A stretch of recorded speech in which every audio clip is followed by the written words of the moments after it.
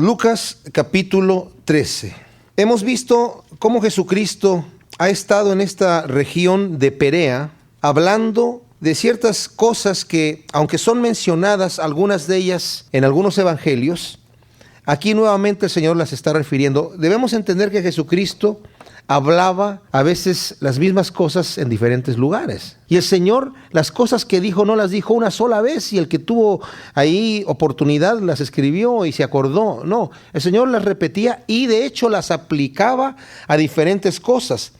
Lucas nos repite en varias ocasiones ciertas cosas que el Señor ya había dicho antes en su mismo evangelio, pero ahora aplicadas a otras cosas. En este mismo tiempo, dice aquí, en el versículo 1 del capítulo 13, estaban allí algunos de los que le contaban acerca de los galileos, cuya sangre Pilato había mezclado con los sacrificios de ellos. Respondiendo Jesús les dijo: ¿pensáis que estos galileos, porque padecieron tales cosas, eran más pecadores que todos los galileos? Os digo, no. Antes, si no os arrepentís, todos pereceréis igualmente. O aquellos 18 sobre los cuales cayó la torre de Siloé y los mató, ¿pensáis que eran más culpables que todos los hombres que habitaban en Jerusalén? Os digo, no. Antes, si no os arrepentís, todos pereceréis igualmente. Están hablando con Jesús de una creencia que tenían los judíos, que a la gente le iba mal porque era pecadora. Podían sufrir percances, accidentes, enfermedades, porque habían cometido un pecado. Más adelante vamos a ver que en el Evangelio de Juan le van a hacer una pregunta sobre un ciego, que era ciego desde nacimiento, y le preguntan: Señor, ¿y este quién pecó, él o sus padres, para que haya nacido ciego? Pero el Señor le dice: ni sus padres ni él pecó, sino para que la gloria de Dios sea manifestada. Aquí le vienen a hacer al Señor dos preguntas. Hay dos tragedias que sucedieron. Una de las tragedias es a unos judíos que fueron matados por Pilato.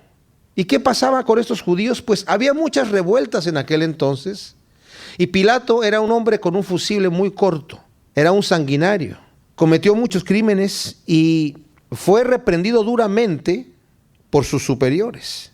Pero Pilato era odiado por los judíos porque él no los respetaba a ellos. Ustedes saben que la nación de Roma, el imperio romano más bien, cuando conquistaba los lugares que conquistaba, quería mantener a la gente en paz. No quería matar a la gente que conquistaba y echarlos fuera de ahí y dejar la tierra vacía. Eso no lo hacía ningún rey. A menos que fueran totalmente sus enemigos y que no se rindieran, entonces sí los aniquilaban. O los tomaban presos como esclavos y los utilizaban. Pero normalmente ellos conquistaban el lugar y el lugar se quedaba como estaba. Solamente decían: ahora nosotros somos los jefes y ustedes nos pagan el impuesto.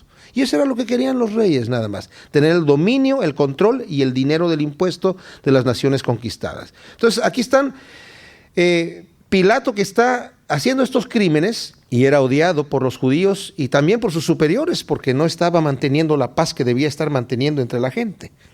Pero había revueltas. Los judíos eran odiados por Pilato porque ellos se levantaban en contra del imperio romano todo el tiempo. Y de hecho, el imperio romano, al final, Tito conquistó Jerusalén y la destruyó porque se rebelaron los judíos contra el imperio romano y por poco y vencen. Pero como hubo una división entre los mismos judíos, Tito los pudo dominar y los pudo vencer. Hubo muchas revueltas y levantamientos en contra de Roma desde antes de Jesucristo, prácticamente desde el tiempo que llegaron a conquistar esta región. Algunos dicen, porque esto no lo menciona nadie, no lo menciona ninguno de los historiadores, estos eventos que se mencionan aquí solamente en Lucas, no los menciona absolutamente ninguna otra persona, deducen que pudieron haber sido de esos judíos que se levantaron con un otro hombre que se llamaba Judas, antes de que el ministerio de Jesucristo comenzase. Hicieron algunas insurrecciones y después fueron vencidos, pero tal vez algunos de ellos estuvieron en Jerusalén pacíficamente ofreciendo sacrificios, y ahí fueron donde llegaron y los derrotaron. Lo que sí sabemos es que Pilato entró a Jerusalén a gobernar y trajo sus tropas para poner su palacio allá en Jerusalén, y trajo incluso unos escudos grabados con dioses paganos, y los judíos quedaron muy ofendidos por eso. Y el emperador romano, viendo esta situación, le prohibió a Pilato tener esos escudos, les dijo, tienes que bajarlos, tienes que mantener a la gente en paz, tienes que agradar a esta gente. Y son muy religiosos, son muy fanáticos. Entonces Pilato estaba ardido y algunos dicen que pudieron haber sido hombres pacíficos o simplemente muy religiosos. Estaban ofreciendo sacrificios, derramando la sangre de los sacrificios que estaban ofreciendo para Dios. Y en ese momento entraron allí, los soldados romanos los matan y la sangre de ella se mezcló con la sangre de los sacrificios. Y los que lo veían con ese tipo de creencia pensando, wow, esta maldad que les pasó a ellos debe haber sido porque han de haber sido muy pecadores. Seguramente lo tenían escondido. Nadie se daba cuenta, pero ve cómo les pasó esta situación.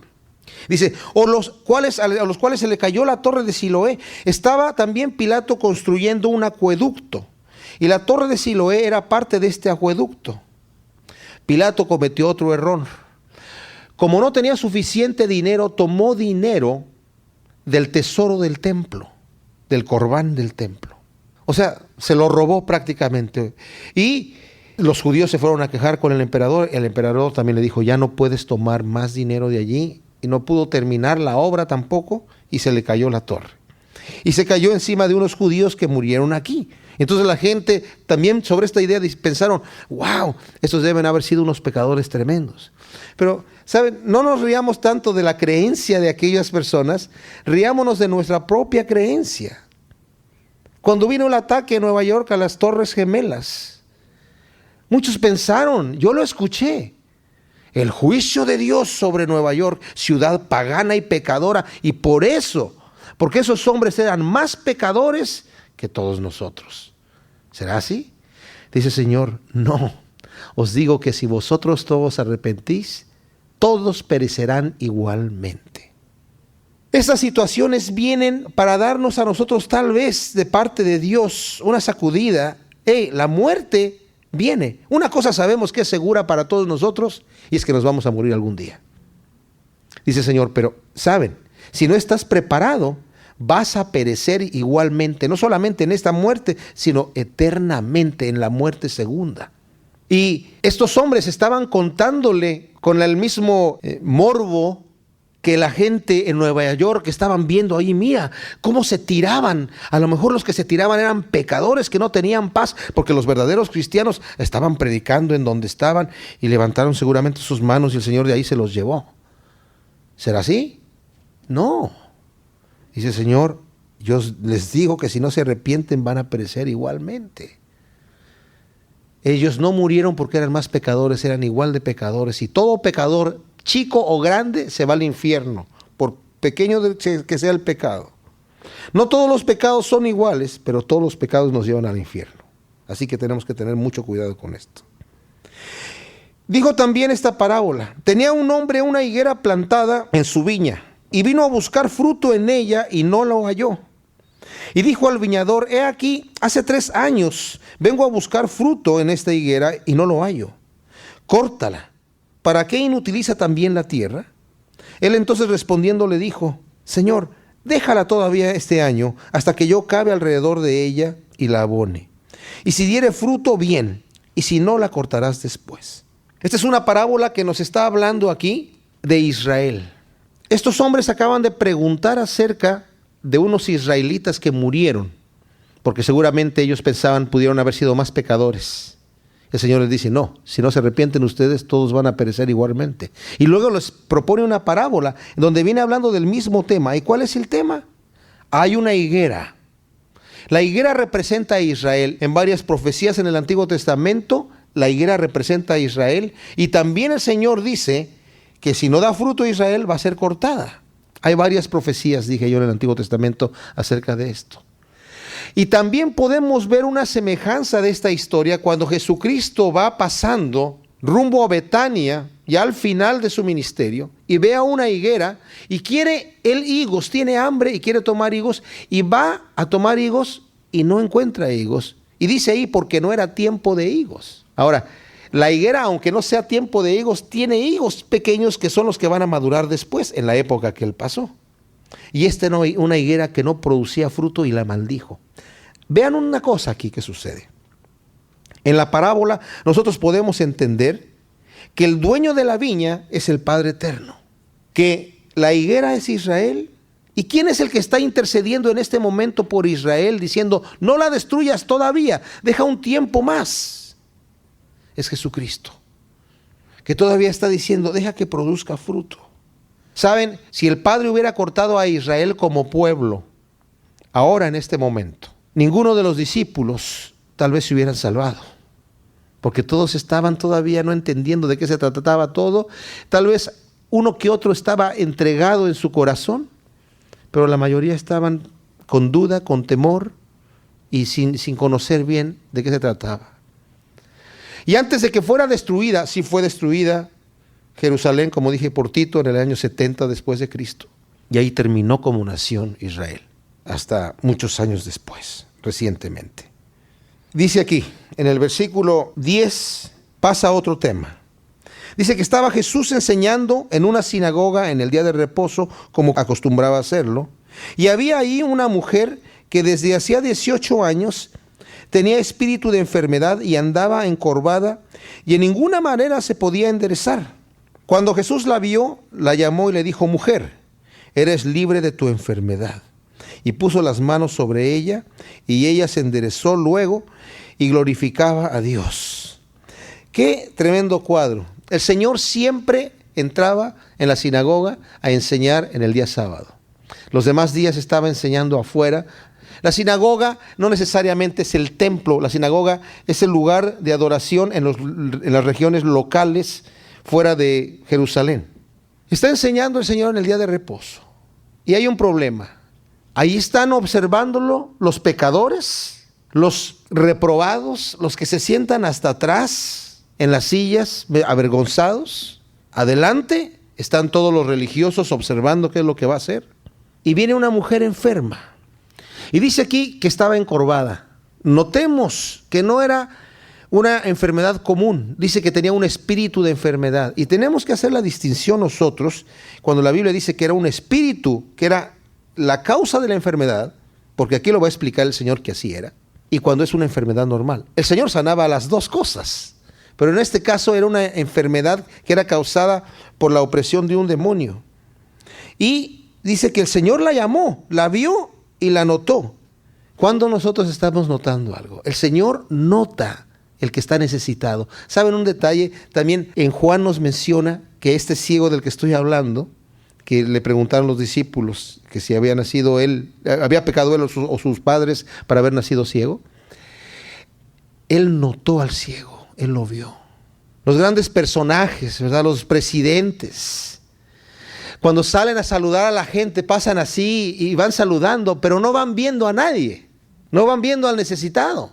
El Señor andaba entre las multitudes y la gente lo oprimía y la gente lo seguía, pero el Señor no va saludando a las multitudes, el Señor se fijaba en el que tenía necesidad y lo llamaba. Y en este caso ve a la mujer. Está enseñando, interrumpe su discurso, no dice, bueno, estoy enseñando algo importante. Esa señora me está distrayendo. A ver, Pedro, dile que pase al salón de atrás y cuando terminamos, ahí yo voy y la sano. Interrumpe lo que está diciendo y la manda a llamar. Y le dijo, mujer, eres libre de tu enfermedad. Y puso las manos sobre ella y ella se enderezó al instante y glorificaba a Dios. Pero el principal de la sinagoga, enojado de que Jesús hubiese sanado en el día de reposo, dijo a la gente, 6 días hay en que se debe trabajar. En estos pues venid y sed sanados, y no en el día de reposo. ¿Cómo hay gente así, verdad? Que cuando le quieren decir algo a uno, en vez de decírselo en la cara, llaman a un grupo de gente y se lo dicen a todos, pero al que le están hablando es a uno que está allá. Debemos entender y hacer la distinción entre el principal de la sinagoga y los escribas y fariseos. Porque hay hombres que eran principales de la sinagoga que venían a pedirle favores a Jesucristo, ¿verdad? Había uno que anteriormente le había pedido que sanara a su hija. Eran hombres nobles, la mayoría de ellos, respetados por los judíos. Eran los que estaban a cargo del lugar. Eran como el sacristán de la sinagoga, ¿verdad? Estaban a cargo del lugar. Y ve que el Señor está haciendo esto y está creando un problema. Los fariseos y los escribas que están adelante están... terrible. Está pasando aquí. Y este señor, como no se atreve a hablarle directamente a Jesucristo, se dirige a la gente y les dice, señores, por favor, hay 6 días en los que se puede trabajar. El sábado no se puede trabajar. En los días que se puede trabajar, vengan. para que no hagan a este hombre trabajar aquí en la sinagoga, en el día sábado, y aquí en la sinagoga, ¿verdad? No me creen este problema aquí. Yo creo que les quiso decir, y si quieren que sea el sábado, que se haya fuera en el campo, ¿verdad? Pero aquí no me vengan a ensuciar mi lugar. Entonces el Señor le respondió y le dijo, hipócrita, y se lo merecía, hipócrita, cada uno de vosotros no desata en el día de reposo su buey o su asno del pesebre y lo lleva a beber. Y a esta hija de Abraham, que Satanás había atado 18 años, ¿no se le debía desatar de esta ligadura en el día de reposo?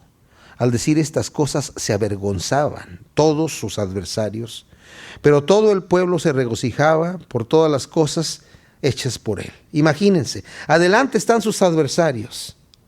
Y hay una palabra que se utiliza aquí mucho, que cuando dicen que los escribas y fariseos murmuraban, es una palabra en griego que significa que hacen un sonido así como...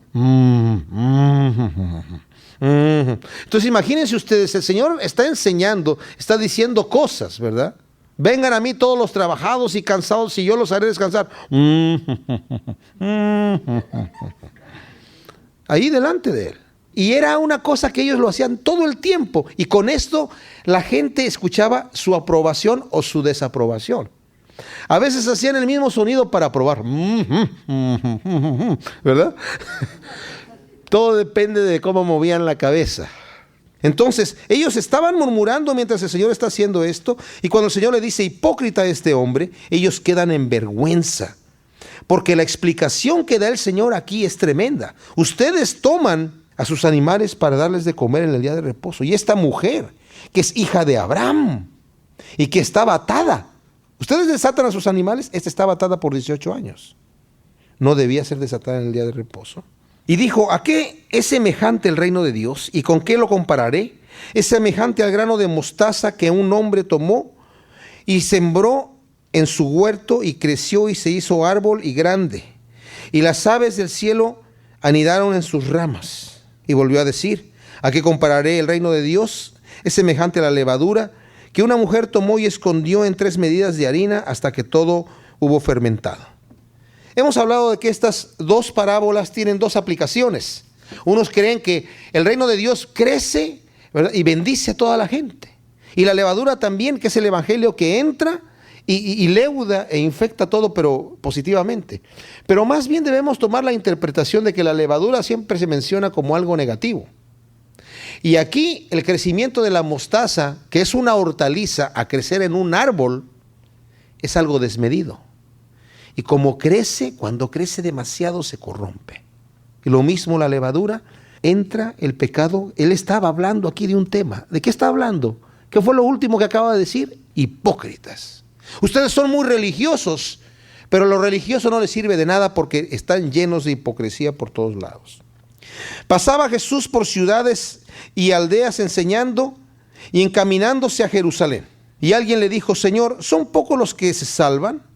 Y él les dijo, esforzaos a entrar por la puerta angosta, porque os digo que muchos procurarán entrar y no podrán.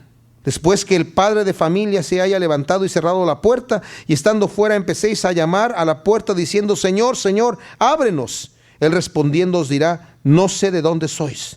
Entonces comenzaréis a decir, delante de ti hemos comido y bebido, y en nuestras plazas enseñaste. Pero os dirá, os digo que no sé de dónde sois, apartaos de mí todos vosotros, hacedores de maldad.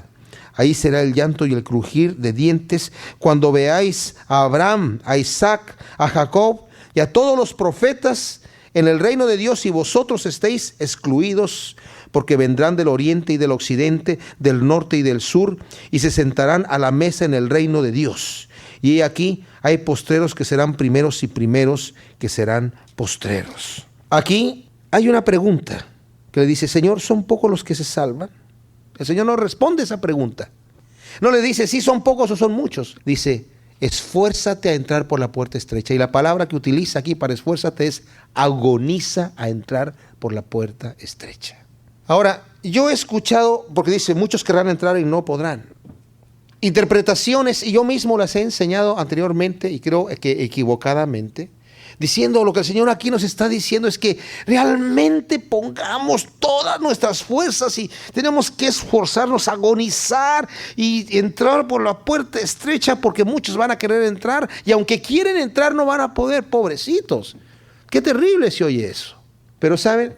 En el griego no hay puntuación, no hay puntos y comas, solamente hay párrafos. Pero fíjense cómo se lee esto si leemos el versículo que sigue aquí.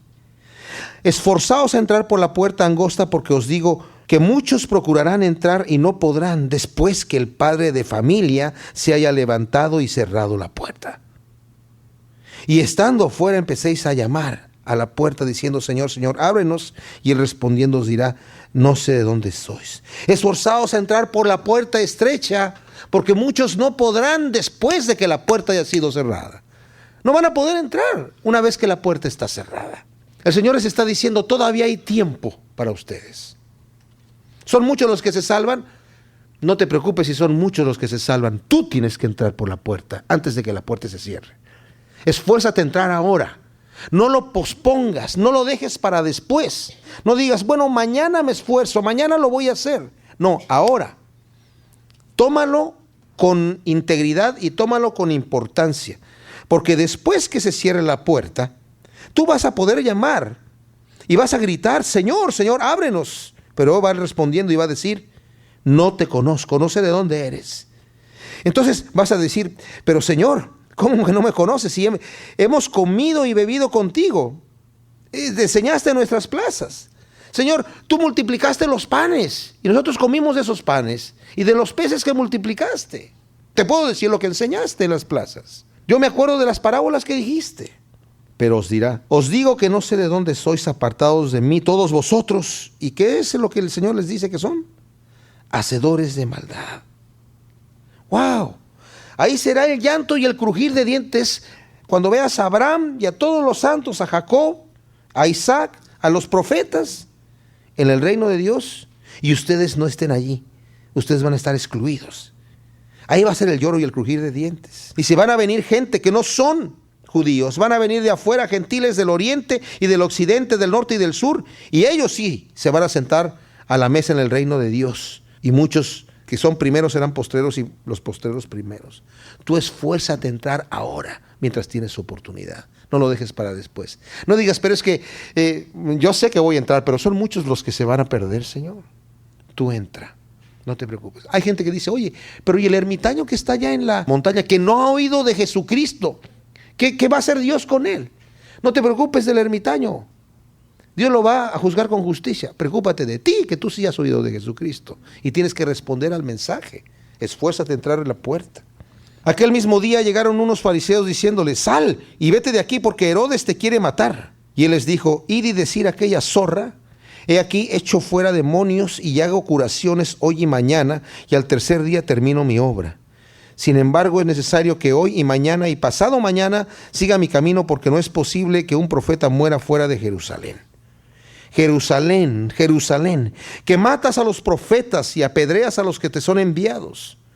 ¿Cuántas veces quise juntar a tus hijos, como la gallina a sus polluelos debajo de sus alas, y no quisiste? He aquí vuestra casa os es dejada desierta, y os digo que no me veréis hasta que llegue el tiempo en que digáis: bendito el que viene en el nombre del Señor. No sabemos si es cierto lo que les está diciendo esta gente. Ve y sal de aquí, porque Herodes te quiere matar. No sabemos si realmente Herodes lo quería matar. ¿Saben por qué digo que tal vez Herodes no lo quería matar?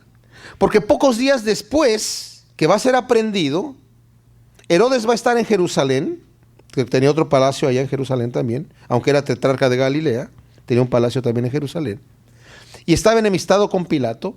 Y luego que Pilato se entera que quería zafarse de condenar a Jesucristo, se entera que era Galileo, lo manda a Herodes, que estaba en Jerusalén. Y Herodes, cuando lo ve, no le dice: ¡ah! Aquí te quería ver, yo te quería matar, y ahora sí. Me enviaron para que te juzgue ya como un reo, y te están acusando y te voy a matar. No le dijo eso a Herodes. Herodes nada más le dijo, quería hacer que hiciera un milagro. Y como el Señor no le respondió nada de todo lo que le preguntó Herodes, Herodes estaba intrigado de saber quién era y por qué tenía esos poderes que tenía. Eso sí nos dice la Escritura. El Señor no le responde nada, entonces Herodes lo menosprecia, lo azota y se lo regresa a Pilato.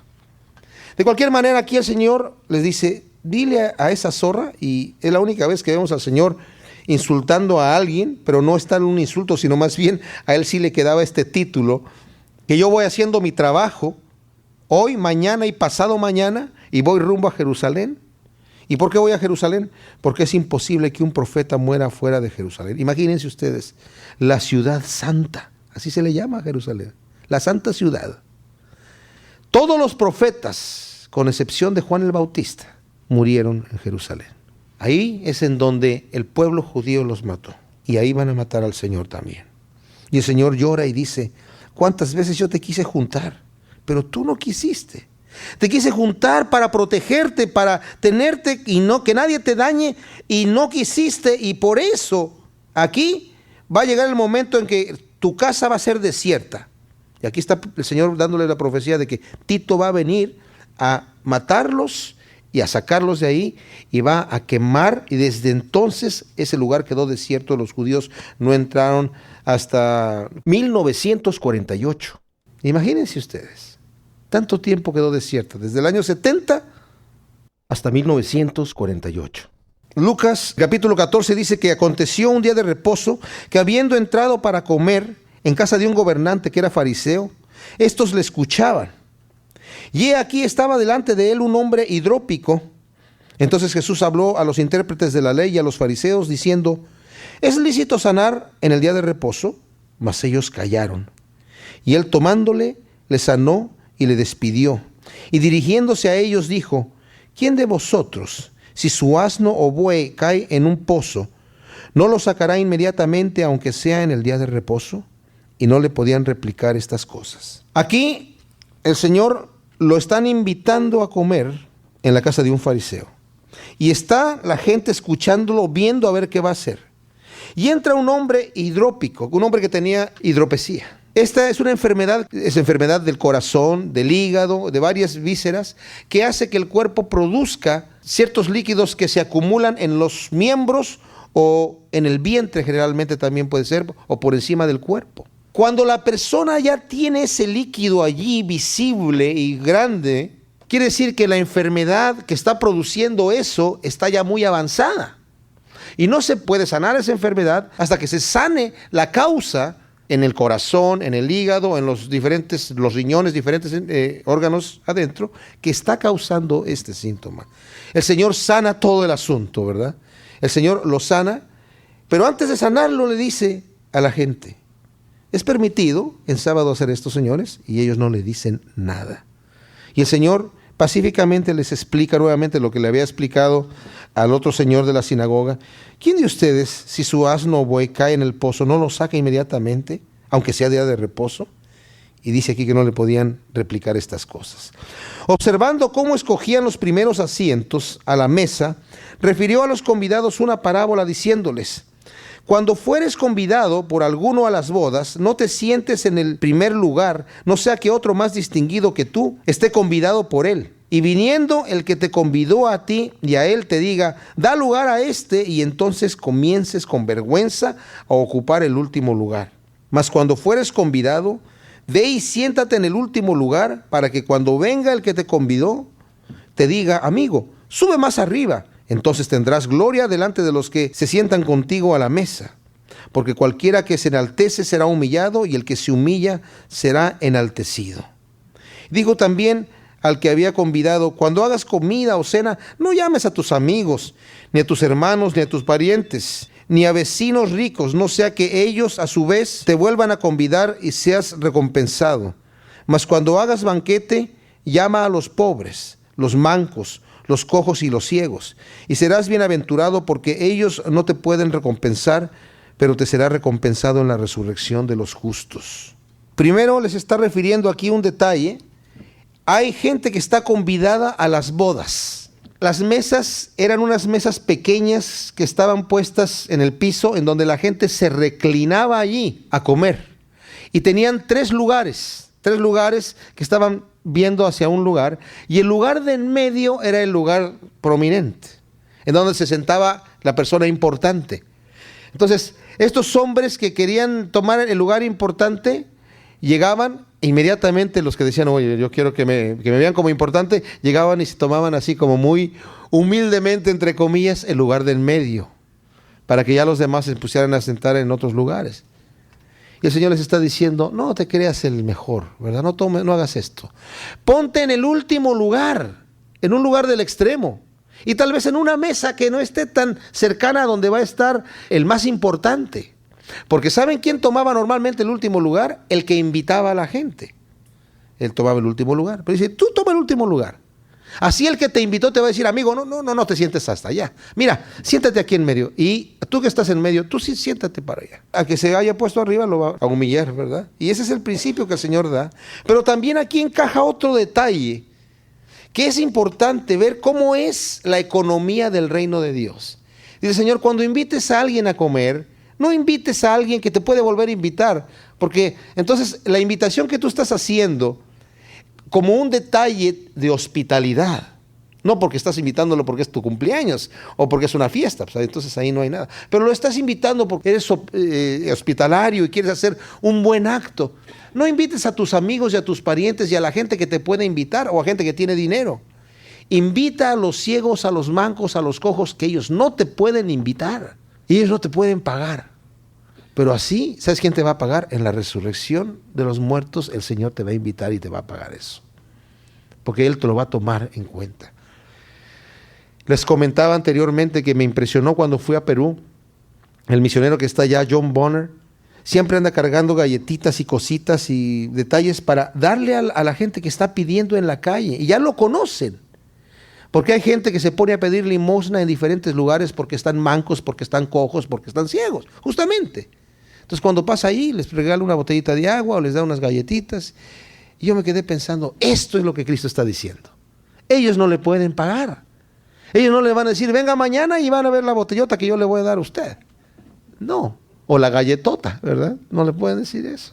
Cuando esté en el reino de los cielos, yo le voy a decir, ¿te acuerdas que yo estaba en esa esquina pidiendo dinero y estaba en una silla de ruedas? ¿Cuándo yo te vi en una silla de ruedas? Sí, estaba yo.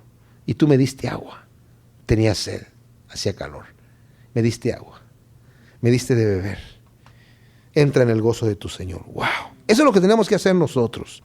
Oyendo esto, uno de los que estaban sentados con él a la mesa le dijo, bienaventurado el que coma pan en el reino de Dios. Entonces Jesús le dijo, un hombre hizo una gran cena y convidó a muchos, y a la hora de la cena envió a su siervo a decir a los convidados, venid, que ya todo está preparado. Y todos a una comenzaron a excusarse. El primero dijo, he comprado una hacienda y necesito ir a verla, te ruego que me excuses. Otro dijo, he comprado 5 yuntas de bueyes y voy a probarlos, te ruego que me excuses. Y otro dijo, acabo de casarme y por tanto no puedo ir. Vuelto el siervo hizo saber estas cosas a su señor. Entonces, enojado el padre de familia, dijo a su siervo, ve pronto por las plazas y las calles de la ciudad y trae acá a los pobres, a los mancos, a los cojos y a los ciegos. Y dijo el siervo, Señor, he hecho como me mandaste y aún hay lugar. Dijo el Señor al siervo, ve por los caminos y por los vallados y fuérzalos a entrar para que se llene mi casa, porque os digo que ninguno de aquellos hombres que fueron convidados gustará de mi cena. Miren, aquí hay un detalle, la declaración, Señor, bienaventurado el que coma pan en el reino de Dios. ¿Ah, sí? Te voy a decir quiénes son los que van a comer pan en el reino de Dios. Dios está invitándolos a ustedes a comer pan ahora, pero están dando excusas tontas. Todas las excusas son tontas. Hay motivos por los cuales uno no puede hacer algo. Esas no son excusas, son razones, son motivos. Pero las excusas son tontas. Vean qué excusas dice aquí. Uno dice, Señor, he comprado una hacienda y necesito ir a verla. ¿Ah, sí? Solamente un tonto compra un terreno que nunca ha visto. ¿No es así? Compré un terreno, es una hacienda y no la he visto. No, o sea, nadie hace eso. Nadie hace eso. Y otro le dice, he comprado unas yuntas de bueyes. Necesito ir a probarlas. ¿Quién compra un animal si no lo ve? Dice que al caballo se le ve el diente. No sé, no, al buey se le ha de verle los cuernos o los cachos, como dicen, ¿no? O las pezuñas, la fuerza. Si son yuntas de bueyes, si el animal está para jalar la yunta, tienen que probar la yunta. ¿Qué tal si le están vendiendo vacas flacas en vez de bueyes, verdad? Eso no, nadie, la excusa es una excusa tonta. Y el otro le dice, Señor, Acabo de casarme. Bueno, pues tráete a tu mujer. ¿Por qué no puedes venir con ella? ¿Cuál es el problema? El Señor se enoja porque estas excusas son excusas. ¿Y qué es lo que la gente dice cuando no quiere venir al Señor? ¿Hay algún motivo verdaderamente valioso?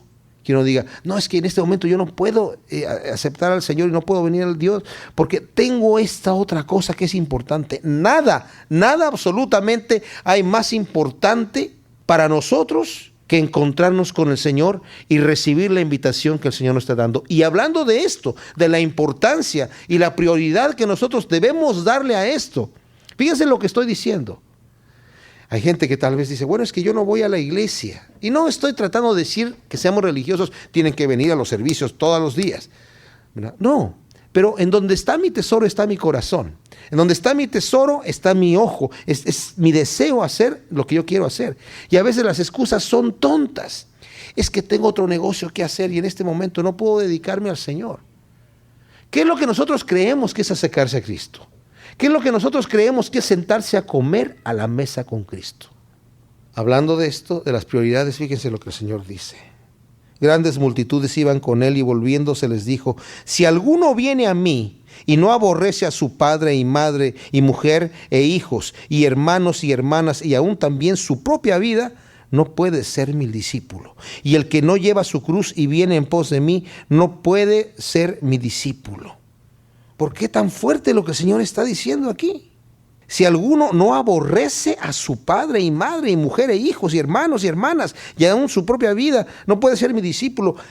¿Tengo que aborrecer? ¿El Señor me está llamando a odiar a mi familia? No. El Señor no me está llamando a odiar.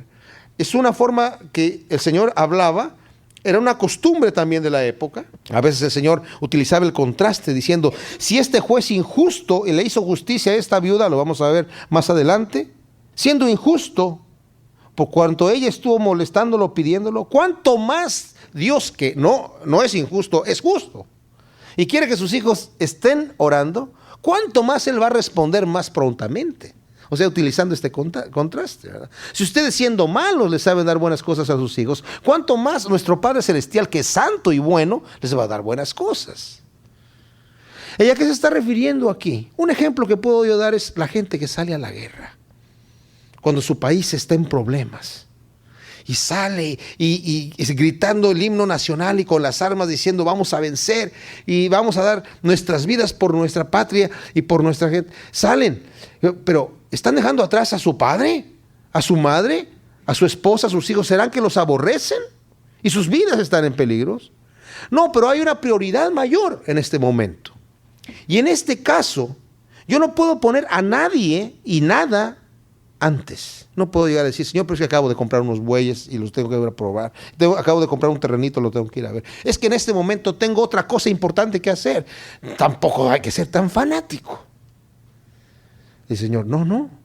Mira, el que no aborrece su propia vida, el que no toma su cruz. ¿Y cuál es la cruz? ¿Sufrir por Cristo? No, en realidad, ¿saben cuál es la cruz? En el contexto que el Señor lo está poniendo aquí en este momento. Es en dar nuestra vida en sacrificio por el mismo sacrificio que lo hizo el Señor, en beneficio de los demás, en obediencia a Dios y en beneficio hacia los demás. El que no hace eso, dice el Señor, no puede ser mi discípulo. Señor, ¿son pocos los que van a comer en el reino de los cielos? Me parece que sí, porque muchos son invitados y muchos ponen pretextos y no todos están dispuestos a hacer una clase de entrega al Señor como está en este versículo. Y dice, porque ¿quién de vosotros que queriendo edificar una torre no se sienta primero y calcula los gastos a ver si tiene lo que necesita para acabarla? No sea que después que haya puesto el cimiento y no pueda acabarla, todos los que lo vean comiencen a hacer burla de él, diciendo, este hombre comenzó a edificar y no pudo acabar. ¿O qué rey, al marchar a la guerra contra otro rey, no se sienta primero y considera si puede hacer frente con 10,000 al que viene contra él con 20,000? Y si no puede, cuando el otro está todavía lejos, le envía una embajada y le pide condiciones de paz. Así pues, cualquiera de vosotros que no renuncia a todo lo que posee, no puede ser mi discípulo. Estos dos ejemplos son ilustraciones, no nos vamos a meter a alegorizar esto, porque la explicación está en el versículo 33. cualquiera de vosotros que no renuncia a todo lo que posee, no puede ser mi discípulo. Sí tienes que calcular un gasto de lo que te va a costar seguir al Señor. Pero el Señor nos está diciendo una cosa. ¿Saben qué? Yo calculé ese gasto. Y yo sí di mi vida. Porque dice en Filipenses 4:5. Haya pues en vosotros este sentir que hubo también en Cristo Jesús, el cual siendo en forma de Dios, no escatimó el ser igual a Dios como cosa que aferrarse, sino que se despojó a sí mismo, tomando forma de siervo, hecho semejante a los hombres, y estando en la condición de hombre, se humilló a sí mismo, haciéndose obediente hasta la muerte y muerte de cruz. Por lo cual Dios también lo exaltó hasta lo sumo y le dio un nombre que es sobre todo nombre, para que en el nombre de Jesús se doble toda rodilla de los que están en los cielos y en la tierra y debajo de la tierra, y toda lengua confiese que Jesucristo es el Señor, para gloria de Dios el Padre. Pero ¿saben qué? Él no escatimó su vida, no dijo yo soy Dios como cosa que aferrarse, yo no voy a bajar a la tierra a ser humillado como un hombre, sino que se entregó. Y se entregó hasta la muerte y la muerte de cruz. El Señor nos está diciendo, yo he hecho lo mismo. Y el que me quiera seguir tiene que hacer lo que yo hago. Tiene que renunciar a todo lo que posee. ¿Y saben qué? Nosotros no poseemos nada. Nada es nuestro. ¿Qué es nuestro? ¿Qué podemos decir? Con esto me quedo yo, aunque esté muerto. No tenemos nada. Por eso dice el Señor, en este momento invierte en el reino de Dios, para que allá sí te van a dar lo que es tuyo. Allá sí va a ser tuyo. En este momento no es tuyo. Y tienes que probar que eres buen administrador.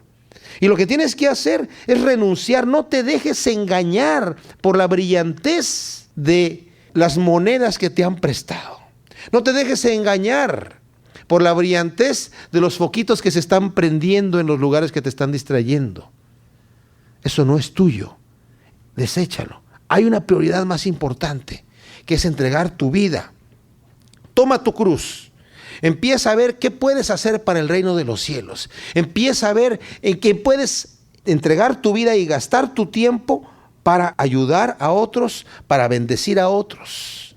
Porque eso es la voluntad de Dios. Y concluye hablando del mismo tema diciendo, buena es la sal, mas si la sal se hiciera insípida, ¿con qué será sazonada? Ni para la tierra ni para el muladar es útil. La arrojan fuera. El que tiene oídos para oír, oiga. Esto es importantísimo porque dice, ustedes son la sal. Ustedes son los que han oído desde el principio. Aquí hay religiosos que fueron sal en un principio, pero se han hecho insípidos. Porque ahora tienen otras prioridades. No están dispuestos a entregar su vida de esta manera. ¿Y saben qué? No sirven para nada. Y el párrafo realmente concluye al final del versículo 2 del siguiente capítulo, y solamente lo voy a leer, aunque lo vamos a estudiar cuando estudiemos el 15, porque el párrafo concluye ahí. Dice, se acercaban a Jesús todos los publicanos y pecadores para oírle, y los fariseos y los escribas murmuraban diciendo, a los pecadores recibe y con ellos come. Nuevamente, los fariseos están... ¿Y en qué están haciendo esto de Con lo que acaba de decir el Señor. Cualquiera que no renuncie a todo lo que posee no puede ser mi discípulo. Pero buena es la sal. El que tiene oídos para oír, oiga. Wow. ¿Pero qué dice aquí? El que tiene oídos para oír, oiga.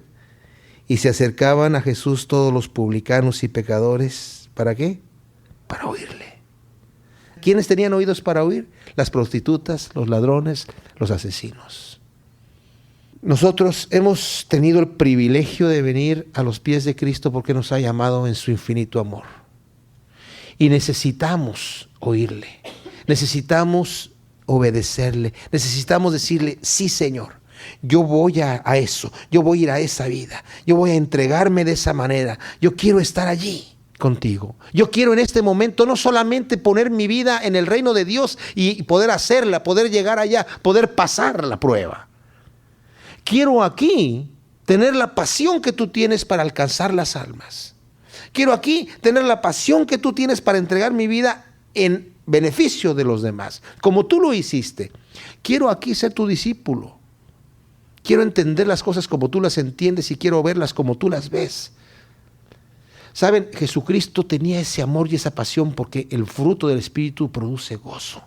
Nosotros vamos a encontrar nuestra felicidad total, vamos a encontrar nuestra plenitud cuando renunciemos a todo lo que poseemos. No quiere decir esto que lo vamos a vender y lo vamos a tirar a la basura, pero no va a ser la prioridad, va a ser el método.